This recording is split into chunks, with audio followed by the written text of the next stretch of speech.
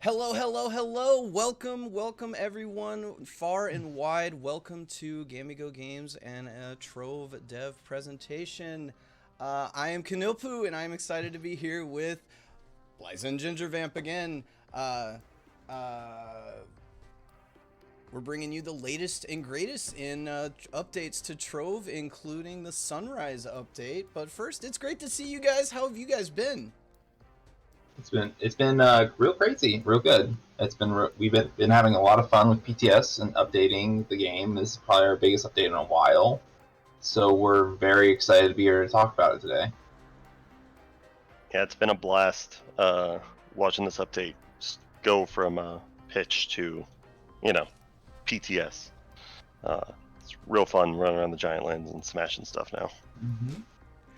I've been having a great time on it too. The design of it itself with the corkscrews and everything that's going on with it, absolutely fantastic. I'm loving it. And the Solarian just slams. Absolutely slams. Before we get into the new stuff, before we start talking about Sunrise, the new class, and the new biome, everything else we've got, because I know a lot of you are excited about the new crystal gems and everything. We do want to talk about some stuff going on in Trove right now. Splendid Summer is still going on, as well as the Groven and Troven tree planting event.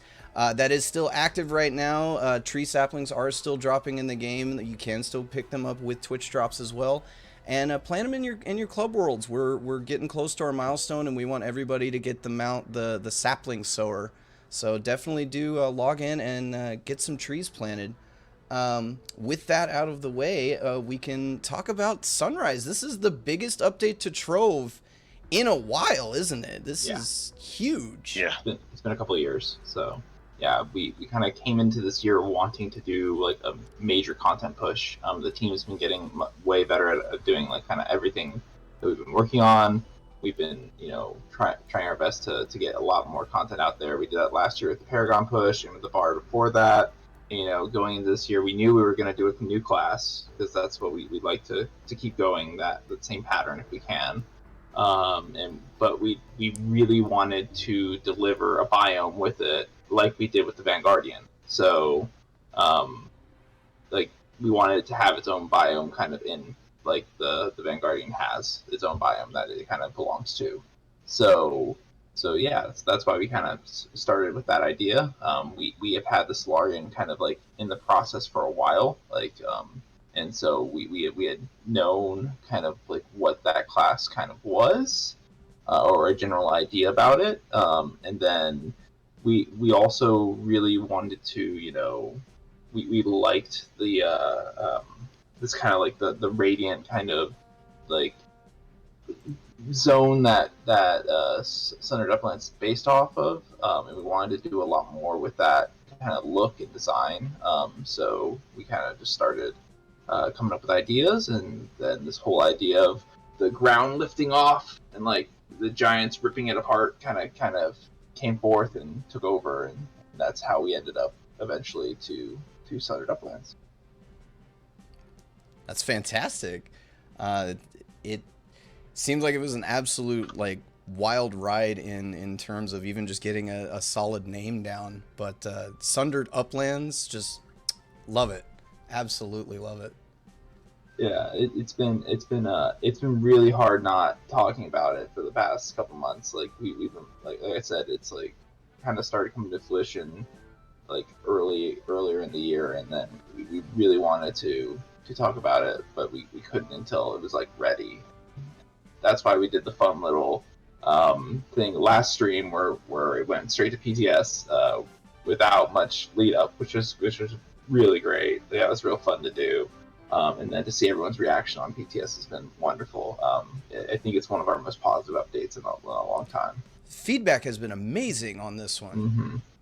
Yeah, it's been real great to see and to kind of change things and make drastic pushes to implement content as fast as we can. It's been exciting. I absolutely enjoy it. Well, should we get into it first and talk about like the core abilities of the Solarian, the technical aspects of it?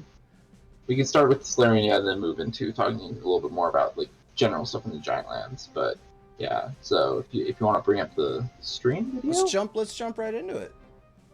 Yeah.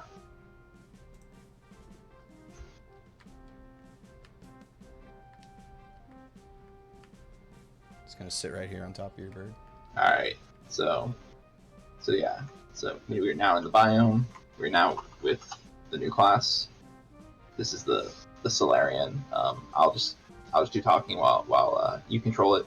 Sure. So yeah, Solarians are servants of the sun goddess who sought the powerful aid of a phoenix to prove their worth. Working together with their phoenix, Solarians melt their foes with the application of damage over time effects, which then allow them to use even greater abilities. So yeah, this is one of our more with class design, we like to try to, we have a set amount of tools that we have available within Trove. We can always make some new stuff, but we want to try to kind of elevate each class to be a little more complex than the previous ones. We do this in revamps, and we do it with new classes that we're making. Kind of like a lot of the ideas that went into making this class, like the initial design, the person who came forward with it was more kind of like angelic light based. Wanted to do more work with like different prismatic light, different fires. Kind of like early talks were like it was potentially a Valkyrie, but we kind of landed on this like Phoenix idea of like going with it had always had a Phoenix ally. The idea was one of the main things was always like, hey, this is gonna be like a permanent pet class in some ways. So it always had the Phoenix with it, but then we kind of went more into the Phoenix with some of the themology and ideas when it came to working on the art and implementing that stuff, and made something kind of truly unique. So I'm really proud of this one. It came out very well. We're super excited about all the VFX and the art that came into it. It works great. It is a more damage over time effects. Those are not as common with like there are a couple classes with damage over time effects. But we wanted this thing to have kind of like its own custom elements with those. So I can go over the abilities. If you want to roll through them, you can open up your character sheet, and we can kind of look through the 5 different abilities, or 4 different. Technically, there's 5 abilities because everyone has a basic attack, but the 4 abilities on the class, and I can kind of break down some stuff. So starting off with the class is passive, which would be the first one. You wanted to look over that. Phoenix Radiance. Phoenix Radiance, yeah. So the general idea behind this Solarian is that it gains Divine Radiance. Divine Radiance is a new energy resource that only this class has. It is representative of above the player HUD bar is a bow, in essence. Divine Radiance powers up that bar as the player applies damage over time effects through its different abilities. You will gain more Divine Radiance, and this will increase the amount of projectiles you're firing from your basic attack. So it's kind of like as long as you have your different damage over time effects on characters, you'll be able to constantly be charging that, gaining more projectiles, dealing more DPS over time to targets. Additionally, when their damage over Phoenix Radiance also provides energy gain when the damage over time affects. Energy gain is mainly used for your ultimate, which I'll go over in a minute. But yeah, the idea is you want to keep these damage over time effects. There's 3 total for the class on enemies at all times to get your maximum benefit. Actually, there's like a specific effect going on in the background that tracks all 3 to make sure at least they are active. And then you gain a set amount per each one active. So as long as you have all 3 active, then you will be gaining the best amount of energy. Your Phoenix Radiance also enables you to summon a Phoenix. This is one of the main bread and butters of the class. The Phoenix has it is one of the things that applies its own dot to enemies. Essentially, the Phoenix will try to keep up with you, stay with you in combat. It will attack the targets you're attacking, or it'll try to focus on targets nearby, and then you have ways of controlling the Phoenix slightly. It has health based off of yours, but it scales a little higher, so it gets kind of like buffed when it spawns into the world. That was one thing that came out. PTS actually had the exact same health as the player, and then people were like, oh, it's too weak, so we buffed it. So Phoenix will kind of like help defend, help fight enemies from you. When it dies, it turns into an egg, and then using your one ability on that egg will speed up its healing process. When it fully heals, it explodes, applying its damage over time effect also to enemies. So its basic attacks apply its damage over time effect, and its Phoenix Egg Explosion also applies that. So the Phoenix was like a fun thing to get going, like it just having it always be kind of alive and around. That was an interesting thing to get working in game. It has its own costumes, which I always love when we have these classes that have special costumes, and then each of the specific different ones have like different costumes. Like I'm wearing a dubstep costume right now, and my Phoenix is dubstep. You can see on the screen right now. Okay, so moving on. So I'll try to get through the rest of these pretty quick because they are pretty wordy. I know a lot of people in PTS have already been tearing through them and playing them. So the next ability is, well, I'll just go over the basic attack real quick. The basic attack, it's not really listed anywhere, but base attack, like I said, increases the amount of projectiles fired with Divine Radiance. Additionally, it also refreshes your dots on enemies. And every time a dot refreshes, the way the class works is it increases the damage that it does very slightly. So essentially, the longer the dot is active on that enemy, and their duration, I believe, is each dot's duration is 5 seconds. So as long as you keep refreshing that with your basic attacks, the damage will slightly increase every time it refreshes. So it's good to kind of target down bosses with the basic attack as long as you're like hitting them and all three of your dots are applied. They'll keep refreshing, they'll keep increasing in damage. And you can get pretty strong with what they're doing. That's something that's not really listed. I think I might need to update a description somewhere, but it might be here. Anyways, moving on. So Solar Flare. So Solar Flare is your right click. It is a charged ability. The longer you hold it, the larger the AoE it creates will happen. When it impacts, it creates an AoE. This applies a damage over time effect. It's one of the three. So you have your Phoenix, you have this, and then you have Guiding Light, which I'll talk about in a sec. So it helps you restore energy, it helps you keep up your Divine Radiance. Additionally, it will provide you a slow fall while you're holding it, and then it will also apply that slow fall for a few seconds after you use the ability. So after you fire it, so you can kind of hold it, fly around slightly, get an advantage over the battlefield. If you actually dodge, it will cancel the slow fall effect. So if you're kind of frustrated with being in the slow fall mode or you need to get down quickly, you can actually dodge out of it to cancel it out.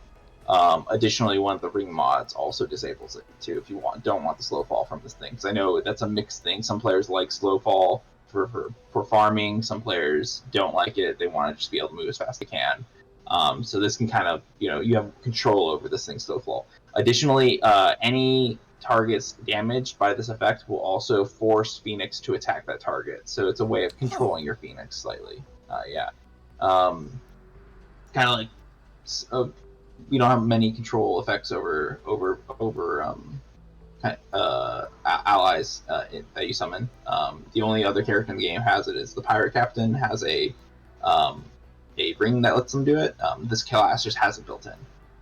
Moving on, next ability is Guiding Light. Guiding Light summons a pillar of light at target location. It increases in radius over time, and it applies one of the damage over time effects. So you can kind of like paint this on a target or put it down like just right when you go into a boss fight to kind of get the damage over time effect onto an enemy.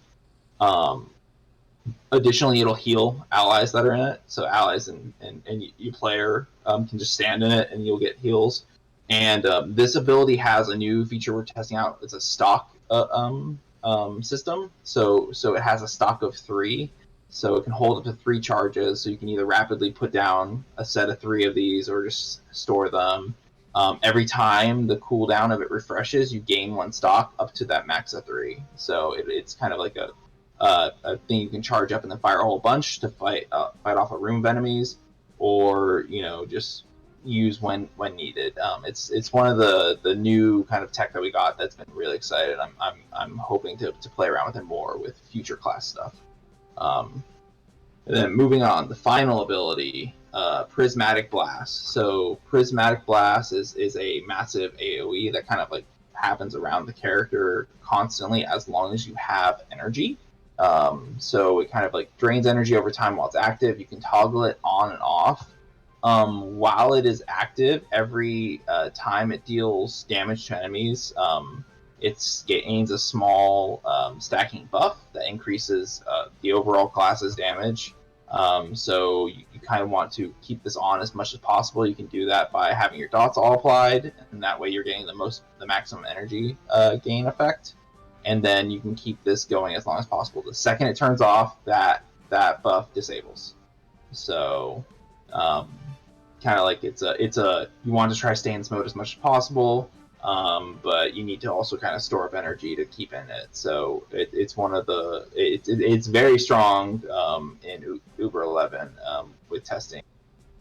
So it's one of the really kind of like the coup de grace or whatever like abilities. So you're using all of your things to keep your dots up, and then you use this to try to maximize your damage possible for a short period of time. And then, yeah, finally there is a clash, the clash gem for this class. Basically, makes it so that this effect also applies to Phoenix, the Prismatic Blast. So it's called Prismatic Link. So basically, you're dealing twice the amount of Prismatic Blasts, where Phoenix has it and you have it at the same time, constantly kind of dealing damage around you in AoE. So that's the main class. Like I said, there's some subtleties with how some of the abilities work. But the main thing is you want your Phoenix to be applying a dot, you want your Guiding Light to be applying a dot, and your Solar Flare to be applying a dot. Once you have all three of those, you're gaining the max possible energy gain, and you can just nuke enemies with your abilities. And it's been real fun to kind of play around with and test. It is probably one of the stronger classes right now, especially in the new biome. There's some, I believe, some passive damage values that benefit from attacking enemies with darkness, which is one of the stats. So it's got a lot of small kind of hidden mechanics that are real great. It's been real fun to work on in general. A little too strong sometimes. Yeah, like I said, so yeah, PTS period is always a balancing act. Even when we go to live, I might if we see numbers that are a bit too strong with stuff, there's always the chance of us tweaking things, nerfing things, buffing them. So we're always looking for that feedback, which we've been getting on PTS, which has been great. PTS is just an awesome tool that we at the company have like really enjoyed using, especially lately with Trove. It's been super influential with kind of like what we're working on, like how we're changing things. The class has got there have been some number of bugs that have been like PTS have brought to us that we didn't see, and we're like, okay, that's major, we need to fix that. So it's been real great for seeing a lot of different stuff, getting more feedback in general from the players of what they want. So yeah, that's the Solarian. It's awesome. Mm-hmm. It certainly does an absurd amount of damage in the limited amounts that I've played with it. Yeah, so I might have a small nerf coming that I was working on this morning, but I want it to come out being pretty strong. So and I think that's like we like to have these new classes be a little strong when they come out, and maybe we'll nerf them down the line, but we'll see. Also, the dance is great. You should do the dance. Oh, absolutely should do the dance. Yeah, do slash dance. It is the chicken dance. It's pretty. That's been. I love that the Phoenix it's been that way dances with you. Yeah. I'm not in the shop, but my pet snuck in there. No, that's my ally. I carry yours around with me. Oh no, I'm talking about my Phoenix. Oh, okay. Well, it's not much of a Phoenix when it's Cthulhu themed. It's more of a monstrosity of sorts. I'm supposed to fight Cthulhu. He's Skin handsome. causes questions. I like it.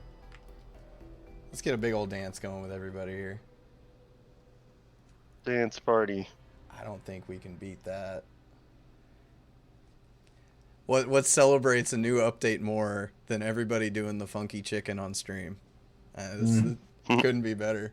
So I literally think that's like one of the things. Like early on when we were starting animations, I remember like just always everyone was talking about it needs to probably be the chicken dance and stuff. We thought about maybe some other ideas really early on, but I think like for months it's been like, no, we need to do the chicken dance. It needs to be like it has to be the the dance for this class. So it's been always kind of in the background. Dances are real fun. We get to each class has a unique one so we always want something to be kind of like interesting for that specific class with its dance. So yes. Well, I think personally, the Solarian is a huge success, and I can't wait to see a bunch of people on the live servers playing with it. Yeah, me too. I'm really I think it's a good farming class, pretty good against bosses, I think too. So it'll be an interesting one to see how players on live react when it comes out.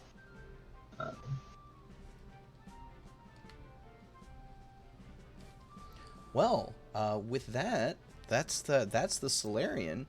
There's something else in this update though. You've mentioned it quite a few times. The new biome. Yeah, there's a lot of stuff. There's a lot of stuff. There's too much to talk about in one stream. It is seriously, it's the most ambitious thing, and we wanted to deliver a lot. Like that's kind of like always been the goal of this update was the team really rallied behind like we want to do a big biome push. We want to have a new class, but we want to make like the biggest biome we've ever done, to some degree. So like everyone's been working nonstop to kind of deliver new dungeons, new end tier loot, kind of the crystal gem update, and like a new 5-star experience. It's been a lot of stuff. I think we get bosses and like. I worked on the team in Luminopolis, and Geode went in. One of Morris is targeting us. And this is like so much more interesting to me just because it just feels like so much more. Like Geode had 5-star dungeons, but I think they're a lot more enjoyable now. It's been early on. We had a huge tentpole of like, hey, these are like kind of like the main concepts we want to get to, and we over budgeted a lot of different stuff. We had a lot of different systems we wanted to get in, and this we kind of like doing a new 5-star experience was one of them. Doing some new bosses, definitely we want to get those new bosses in. Give players that end tier kind of grind of like, here's something fun to play against, something new to try out. So it's been always kind of in the background of like, hey, like this biome needs like some more special stuff because it's a new biome. It needs new gameplay, and so I mean the class does give a large portion of that, but we wanted that's one class we wanted there to also be stuff for like anyone else to play, like for gunslingers to people who like playing gunslinger to like run around and enjoy new content. So that's why we kind of like went with making new bosses that had different gameplay experiences, or this new 5-star, which is awesome. That is looming in the distance. Yeah. So we found one. So here's a new 5-star. This is actually my first time seeing this 5-star. This is a new one. This one just came online. Yeah. It is amazing. The turnaround art has been pretty rapid lately, just because we're trying to get in literally as much we can before it goes live. If you hop down beneath, James, there's like a ladder that like leads up to this that like is also a platform to go down and look over the ashen waste. I just love this little. James. I would fly around and like look at just different stuff and that. Sure. Yeah. Let's cruise a bit. Yeah. This thing is awesome. Like I can see. There's a little elevator here. Like you can tell that this 5-star. Oh, you're not looking at it. I'm coming back. You're underneath. Yeah, there's the platform that like leads under. Platforms are cool. But like you can tell that this thing is basically like one of the structures that's been used to like harvest the ashen waste. It's like it's got tools. Yeah. It's even got like little bits. This looks like one of the dungeons that can spawn around the zone. So it's like it's an in progress build in like being built. Yeah, the some of the early concepts for like kind of lore and like themology was like it would be a biome where the ground was once connected, and these giants have shown up. They for mysterious reasons they have wanted to rip the ground off or rip a layer up into the clouds and make it their platforms to work on their giant machines and other giant stuff. So you have this upper layer where everything's pristine, clean. It's all like golds, whites, different kind of like ancient ruins that are new but like mysterious. And then below you have the Ashen world, the world that's scorched and damaged because of the tearing of this biome in half. And down there you have more like primal enemies, more like cave dwelling enemies that have been forced to the surface, kind of. So down there's kind of like a little bit of different. It's just very drastic themes within the same biome because we have the split layer technology that we worked on for this specific area, and it's actually like very kind of like interesting when we finally got it going and like, we had like these crazy because everything's procedurally generated. We have like like it was a big effort by the engineer who worked on it to kind of like get this biome to split apart and have those cool corkscrews, those cool different like ways of getting up and down.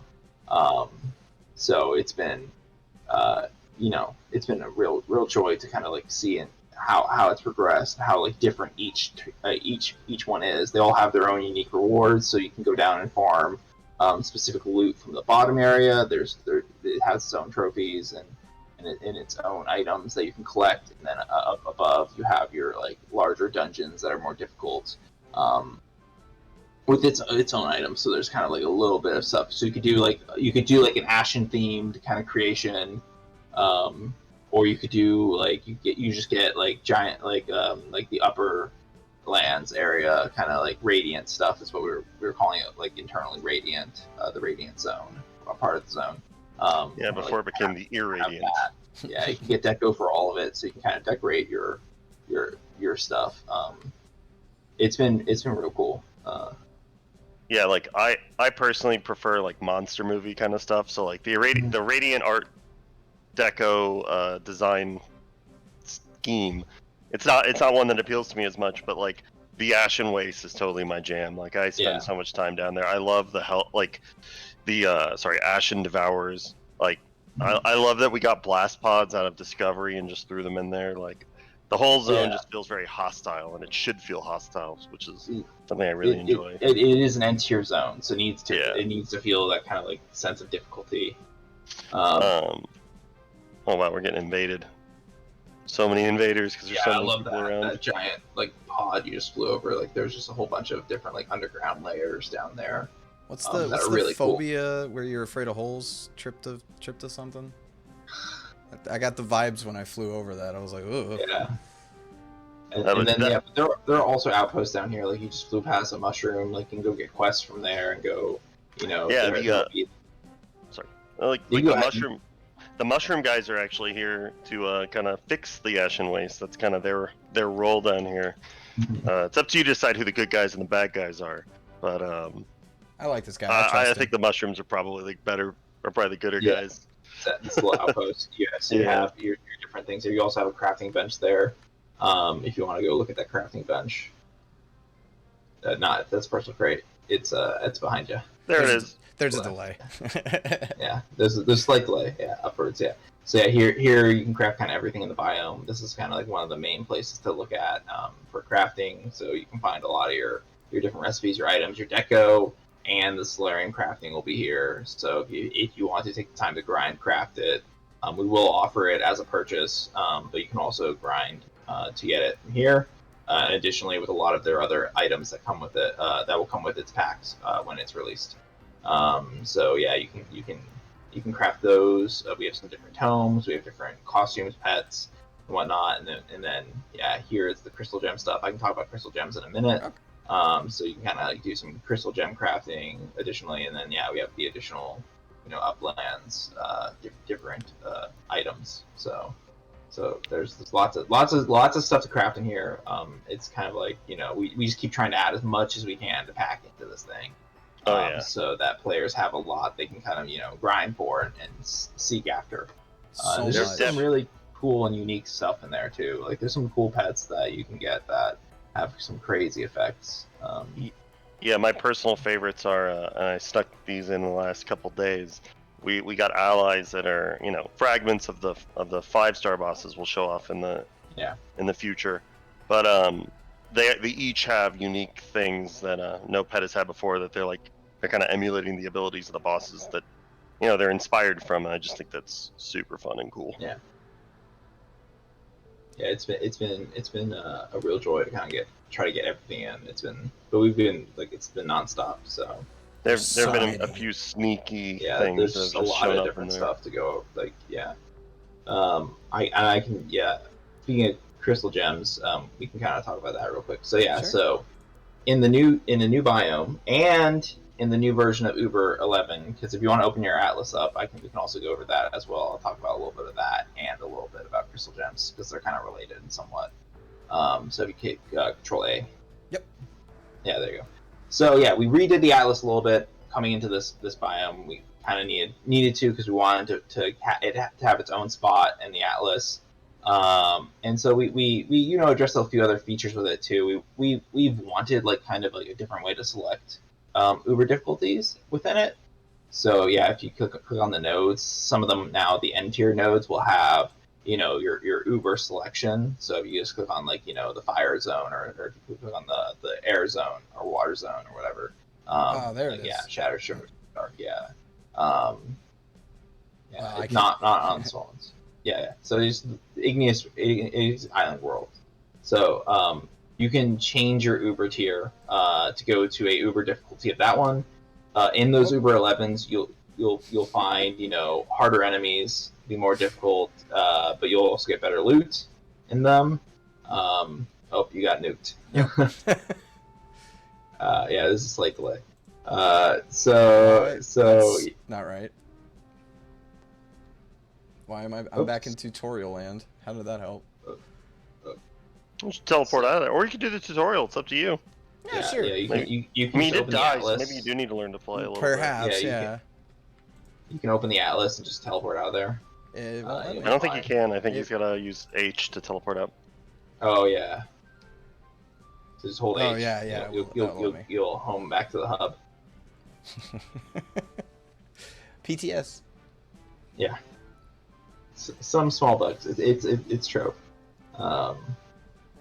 So, anyways, yeah. Just join up on one of us. Mm-hmm. All right, cool. So yeah, we redid the atlas. You can now select your Uber tier to go to different to whatever difficulty you want. In those Uber elemental planes, you'll be able to gain crystal gems now. There's a new type of box that can be seen on the you can be gained by defeating the dungeons or lairs. You'll get some in each dungeon. Essentially, those drop stellar gems, and they have the rare chance to drop crystal gems, and that's the main way of getting the kind of small crystal gems. And so you'll proceed to go to these different worlds. You can also get them in the new biome. The new biome drops a generic one, which can spawn any color. So you'll go to these new worlds. You'll quest through dungeons, get these boxes, open them up, get crystal gems. Crystal gems scale better than stellar gems, so they have much higher stats. They also can go up to 30. So stellar gems have a cutoff at 25 level. These can level up to 30. So you can then go and level them, and they level a little better. After PTS, we took some feedback about kind of the economy and stuff, and it's in a pretty good spot right now. but you can level them to 30. They require a new resource when you get to level 25. After level 25, called gem sparks. These are gained from, you can get them as rare drops in the gem booster box, or you can get them from deconstructing crystal gems. So it's a new kind of like version of dust. Additionally, you can also use dust to craft these at the sundered uplands workbench. So kind of like it's just a new tier of dust that you'll be using to craft and increase your gems levels. So these gems can get much more powerful.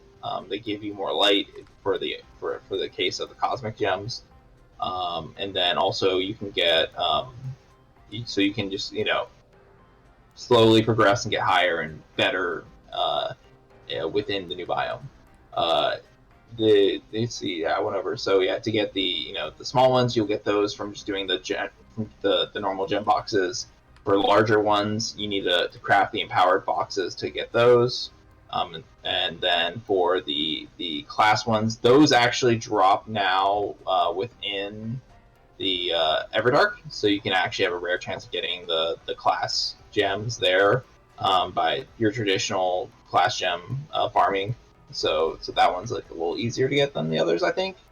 Kind of so like you can get your class gem and it can be a little more powerful. But yeah, it's been kind of like one of the things we've wanted to kind of increase for a while. I know it's like every single stream we've had, people have been saying or joking about crystal gems, and I'm like, every time I see it, I'm like, yeah, I'm working on that. It's been something that everyone, like the team's been working on for a while. So it's been pretty kind of great to get out there.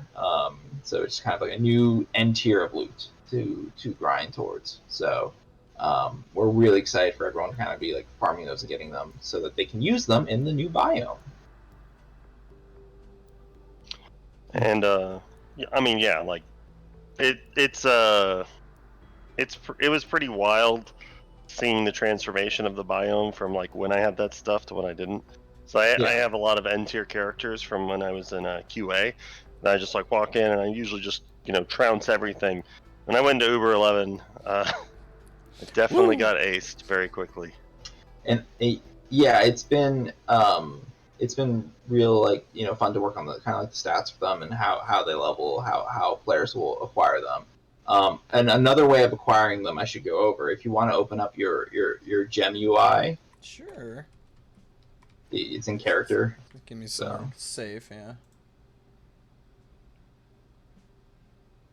When we went about going into this, we wanted to, to make sure that like players spend so much time getting the perfect stellar gem that they want. And so when we went into, making these, we wanted some way of people being able to upcycle their stellar gems into crystal gems. So if you look at the bottom of the screen, there's a fourth icon now on the UI there. It's next to the ninth light, the little cat. There's like an arrow going up at the bottom. Yeah. So, yep, there. So yeah, this is the crystal gem converter. These can be crafted at the new biome workbench, or I believe I think all the crystal gem stuff is also on the adventurer's workbench too. So you can craft these, or you can purchase them. We'll have them available for purchase in the store. So you'll be able to craft these, and then you can just use them to upgrade your current stellar into level 25 crystal gems. So you can skip kind of some levels and some resources needed to kind of get them to like a higher level faster.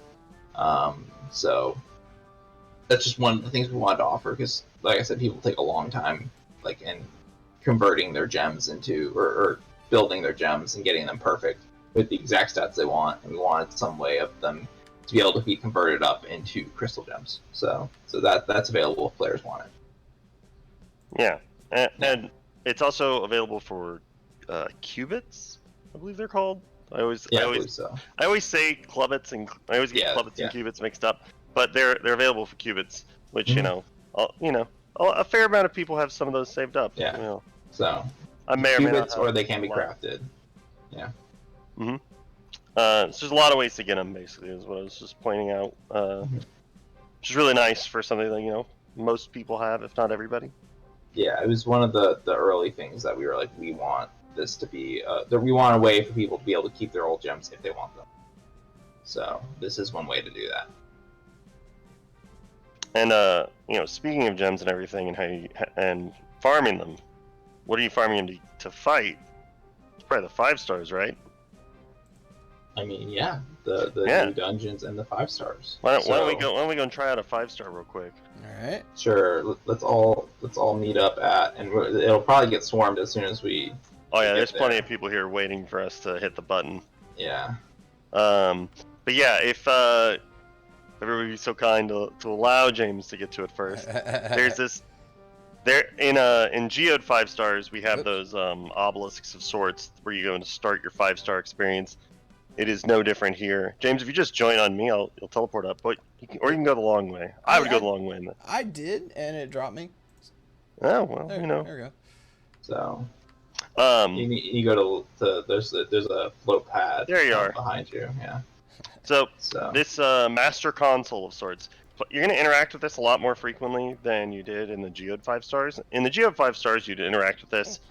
5 areas would activate immediately, and it's a timed event to go defeat them, and you're rewarded based on that timing. That was all right, but we wanted to kind of shake it up, and so we had this idea for this wave tech, which is kind of the way this stuff works now. Somebody's just activated it. There are 8 potential areas for enemies or for challenges to spawn. So players have to, race to them. They're still under a time duress. And as they kill them, as somebody's already done, you'll see the skulls get X'd off as the challenges are defeated. Once all of them are defeated, you still have to reach that console again and reactivate it. It looks like we got 1 left.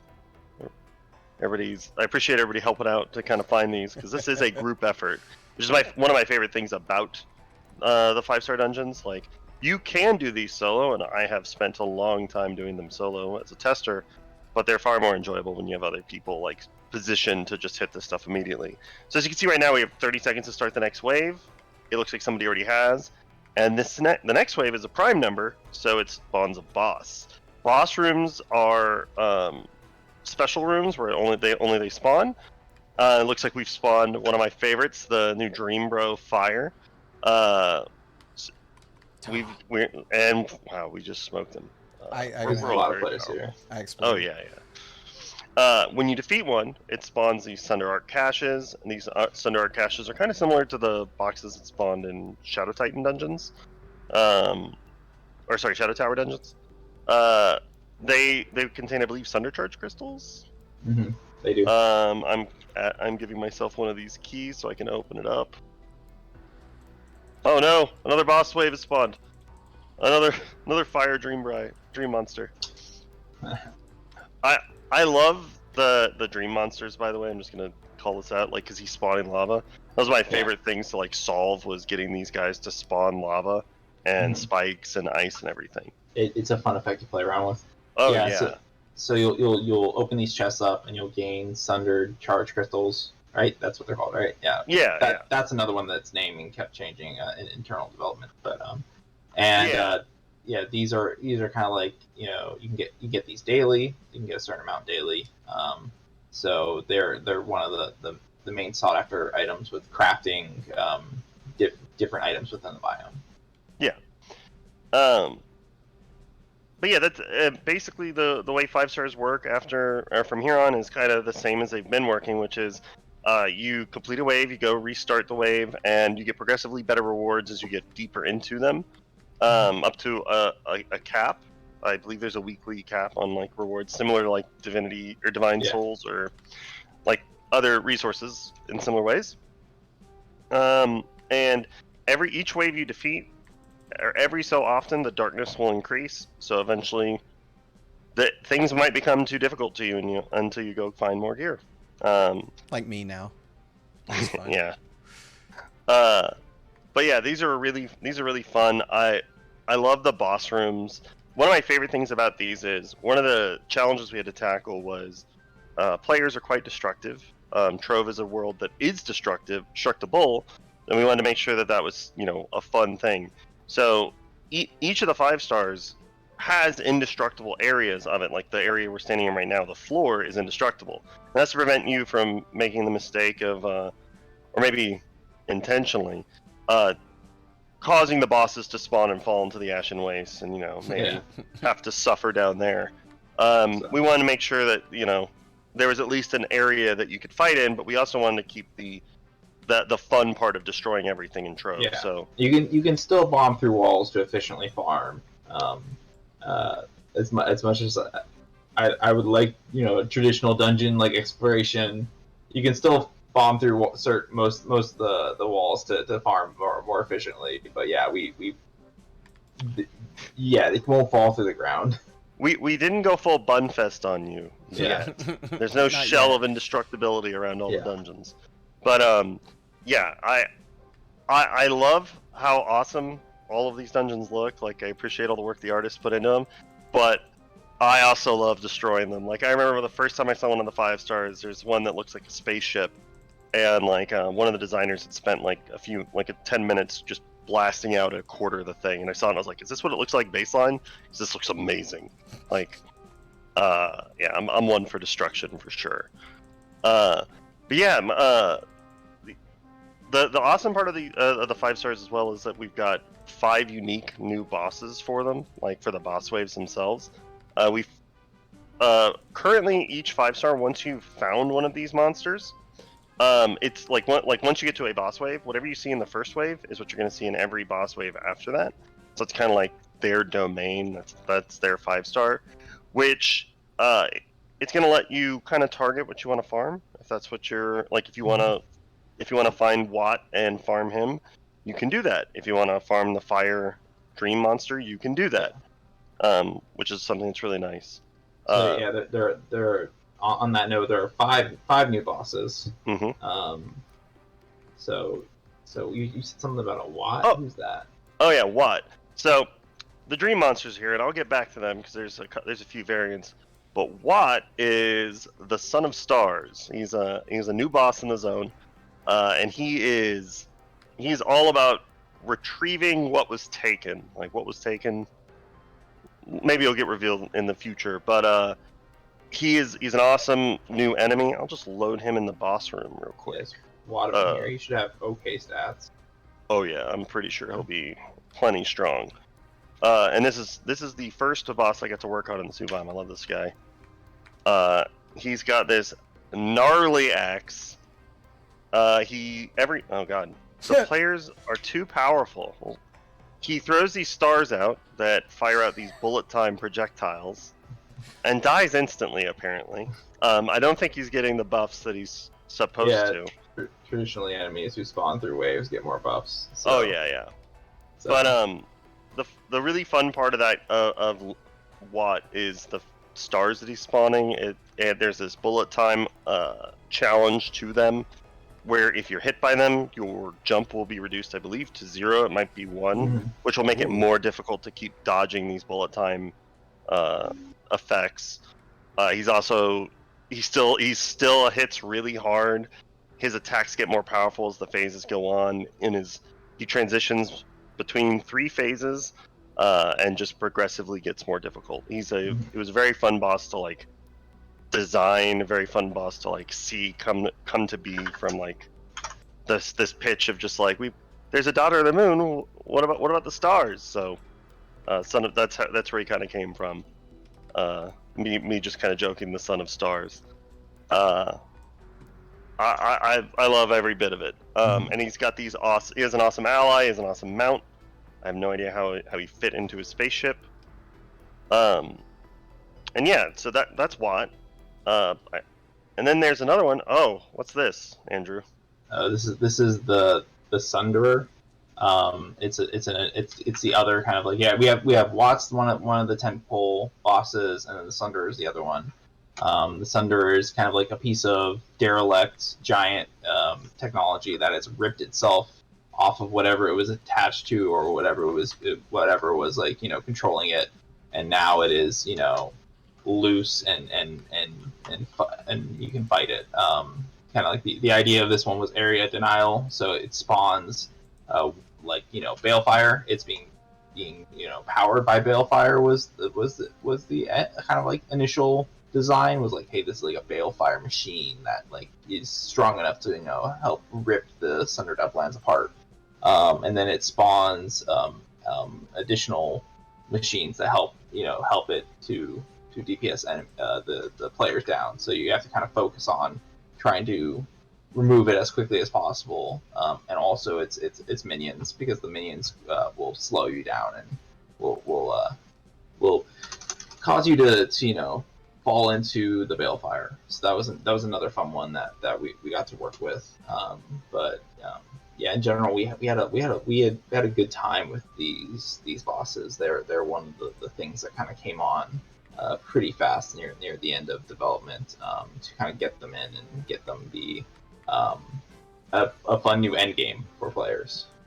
Yeah, and like getting to play around with them is what allowed me to play around with other stuff. Like I said, I did Watt first, and then I got all these awesome models for for different variations of the Dream Monster, and I don't know if the intent was originally that I would use all of them, but like once I saw it, I was like, no, we got to use all of these. So there's a fire theme one, which was already seen, that spawns lava. There's an ice one that spawns ice, and while he's standing on the ice, he slows everybody down and limits their jump again. But just makes it life kind of hell until you get him off the ice. And then there's the oldie and the Goldie, the Dream Monster Ultra is what I call him. But it's kind of a 2.0 version of the boss from the old Shadow Towers. And he gets to spawn spikes and put up damage reflex. He does a fun little thing if you try to dash out of those spikes. I'll let you guys discover that on your own. But yeah, they were a blast to create. And then I was able to sneak in one last little set of mini bosses, which are empowered enemies, which I hope some of you have run into. I hope some of you have been destroyed by. I'm always rooting for my empowered enemies. But as you're fighting the mobs and the enemies in the sundered uplands, if you're in the Ashen Waste, you have a chance to find a Devourer Empowerer bench, which is a very hard phrase to say, and a Blast Flower Empowerer bench, which is equally weird to say. And these are awesome benches that players can find. You can place them in your club worlds or in your cornerstones, and you can use your Sunder Charge crystals to empower yourself for an hour. And for the next hour, when you run around and you find these enemies, if they're not too weakened and you attack them, they will become empowered and give you access to new loot that you can only get while they're empowered. The way they behave is the Devourer Empower. It just empowers Ashen Devourers. They become a lot larger. They start tearing the terrain up, and they start slamming the ground and throwing players around for massive damage. That was just great. That was the first one I made, and I just love watching those things tear the zone apart. In fact, you should probably go try to find one and see if we can get an empowered fight going on. Yeah, give me 1 second. I just noticed something, so just give me 1 second. Just gonna.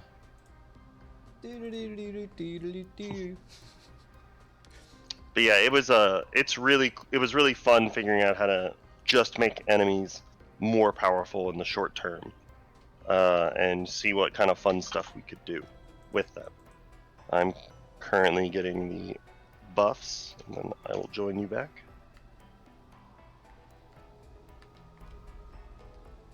So yeah, but all throughout all this, the one thing that's been real great is definitely the PTS feedback. I keep saying that kind of every time we have a stream, but definitely getting this out to the players early, getting them to play it, really helps shape a lot of it. We've gotten a lot of really good positive feedback about this specific patch that's coming up, and we're super excited for everyone to get it. And we're making adjustments like every day. Like everyone's working like on changing something or updating it or fixing a bug. So it's been a lot of like quick crunching and quick calculations to kind of get stuff in at a reasonable pace. It's been real great to kind of see this time. And if you guys join on me, Time Gated has already found a Devourer, so I can empower one and show off what it can do. All right. So now that it's big, I empowered it the moment I attacked it, and you can see it is just tearing the terrain apart. It's just ripping through it. Thankfully, my Phoenix is here to take most of the damage. Sadly, the weakness of Empowered Devourers is, they kind of one-track minded. They just attack. They only know that one rule. And they are very powerful unless you can fly in the sky and have a Phoenix that can never truly die. The next version of Empowered Enemy you can find is a Blast Flower Empower. And this one works a little oddly. Like it's different from the others. Basically what happens is anytime a Blast Flower explodes or dies, it has a chance to spawn an enemy. And if it's empowered when it dies, like I just empowered the one by us, and I know that it's empowered because it's bigger now. Once it dies, it has a chance to spawn. It spawned a Devourer this time. Oh Lord! It can spawn an Ashen Thresher. What's fun about this is you can empower the Devourers that spawn from the Blast Flowers, and that is the most of that sound I think I can get into a single sentence. Let's see if I can find an Ashen Thresher to show them off. No, there is a little bit of a hunting aspect of this, which is what's fun with the Blast Flowers, because they kill themselves, so you just need to tag them, run past them, let them explode, and see what spawns. Which I think is kind of a little fun thing. It's kind of like a scavenger hunt. Oh god, just took a hit. There is an Ashen Thresher. So this is a kind of a boss version of the caterpillar enemies that spawn in the area. Him attacking you will spawn little mini caterpillars, and he also spawns the larger ones. So there's a little Russian nesting doll aspect to him. But I mean, we're super geared. We're very good at this game. That's why we're able to defeat them so quickly. Like, you know, Cough. Throwing that out there. But defeating both of them kind of gives you the same resource in the Ashen Wastes, which is you get foraged dragon egg fragments, which eventually lead you to being able to craft back at the Empower bench. This is the Dragon Crucible. You can craft the egg, which will eventually let you hatch Budgiz, which is one of the 3 new dragons in the biome. Budgiz is almost more like Ashen Waste ferns than dragon at times. I think he looks great though. And that finally leads me to the last Empower, which is the Irradiant Sky Admiral Empower, which we've got one on me if you join me. Well, he's dead now. I'm gonna have to load one. But these guys are the cream of the crop of the Irradiant area, the Sundered Uplands, sorry. It's hard for me to type commands and talk at the same time. But there we go. Attacking him will do the same thing as the other enemies. It'll increase his size, and it will give him new abilities. His abilities will hit harder, and he takes less damage and deals more damage. As you can see, we're still all very good at the game, so we crushed him. The main thing that the Irradiant Sky Emerald does that's worth calling out is he will throw those same air mines that the lobbers in the Irradiant Skylands, the Sundered Uplands. There is Irradiant Skylands. There's too many similar sounding words for me. I can't. It's difficult. Tongue twisters are not my forte. But he will throw those same air mines at you, and that creates an entirely new problem for those of you who get used to fighting the Ashen Devourers and their inability to fight up. Sky Emeralds can definitely fight up. Defeating them will give you Irradiant Dragon Egg Fragments, which you can use at the Dragon Crucible in the hub to craft Zushin. What's his full name? Zushin the Eternal Irradiance, which is the second of the new dragons in the patch, and he's got an Irradiant theme. Looks great. I love this dragon. It's a little evocative of the Imperium dragons from the Vanguardian update, which is kind of a nice little loop to close, or rather connection. And then the final of the dragons, which isn't tied to the empowered enemies at all, it's just I forgot to mention it when we were talking about 5 stars, is Ariel the Ashen Reborn, which is the only ancestral dragon in the update, and those fragments are obtained by defeating the bosses in 5-star dungeons. Unlike empowered enemies will always drop their fragments when you defeat them.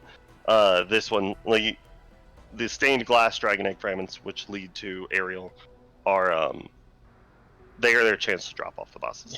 Yeah. So tons of stuff to farm for, like lots of different end game content loops to kind of go through and collect new items, new classes, new biome. It's just filled with stuff, and we're still trying to get more stuff into it if we can, but we are really excited for this thing to come out very soon. I believe we announced it earlier. I think we did it was in the trailer, right? Yes. We announced the date, yeah. It should be in the trailer. If it wasn't in the direct trailer, I can say the date, right? It's next. Yeah. It's next Tuesday. It's the 28th. Next Tuesday, 28th. Yep. So 4 days from now, everyone get excited. Now that is of course the PC release. Console release is coming. We don't have a definitive date yet, but it is coming, and it will come faster than previous updates have come. Yes. Because that also includes a lot of previous updates, doesn't it? Yeah, it'll have the Shadowhunter revamp in it. And it'll have Bomb Royale Season 3. Yeah, it'll have kind of all the stuff from this year. They're going to get them all kind of at the same time. So definitely the summer. We're trying to get it out as fast as we can. Console releases are very complex. Very. So there's just a lot of things that can go wrong or change with them. We're trying to get our turnaround on them up, but it is something that we know we know the community really wants console releases, and we're trying to keep up with them as best we can, but it is very complex to do, surprisingly. So, but yeah, definitely this summer. And we're all pretty excited for that. I've been playing on my Switch, so I'm totally down for. I want Bomber Royale Season 3 on my Switch, honestly. I'm still just trying to find a PS5 so that I can get on there and defend my trophy there. It hasn't been too much of a worry until as we inch closer to when the PS5 has Season 3. It's like I gotta defend the trophy there. Yep. Well,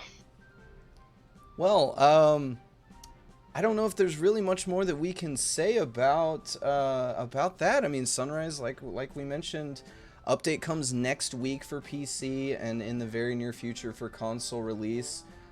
New class, new biomes, new items, new mounts, new dragons, new cosmetics, new visuals, new music even. This is absolutely one of the biggest things to happen to the game in a very long time. Before we go, is there anything else that you guys wanted to add? I mean, no, not really. It's just been, it's been a joy for the team to kind of get this thing out to everybody. We've been, super proud of what has happened and come into existence in this new biome. It's just, we're really happy to get another biome to everyone who loves the game. It's just been great. Yeah, I appreciate everybody's help in the feedback for PTS. I know we've said it 100 times, but I've definitely taken action a few times just based on that feedback. It's been a super positive experience. I've really enjoyed this update, the entire cycle. I've absolutely enjoyed QA testing in the little bits that I've been allowed to, and I think this is one of the greatest things to happen to Trove in a long time. Yeah. Well, with that, gentlemen, it has been an absolute delight, an absolute pleasure. I hope everyone watching got to see something that they either didn't expect or wanted to see. I know there's a lot of people super excited about those new gems, an increase in difficulty, and new heights to reach, really, because what do gamers want more but goals? So yeah. You've got new heights to shoot for. It's time to reach them. The end game has moved. And I don't think we could be more excited about it. That being said, thank you everyone for joining us here today. Andrew, Adam, thank you guys both so much for taking time out of your busy Fridays to join me here and share with everything that we've had going on with the Sunrise update. It looks absolutely fantastic. Yeah. Well, Yeah. with that, thank you everyone for joining us. Do stick around. Fractured Online will be starting on the same channel here soon. But for now, for all you Trove players out there, definitely do enjoy the game. Keep in mind, we still have some events going on in game right now. The update will be pushed next week. But go ahead and get online, get prepped, get ready. As you saw, I was under geared, so you've got some time to get ready before the new biome comes out, so you don't end up getting scrubbed on stream like me.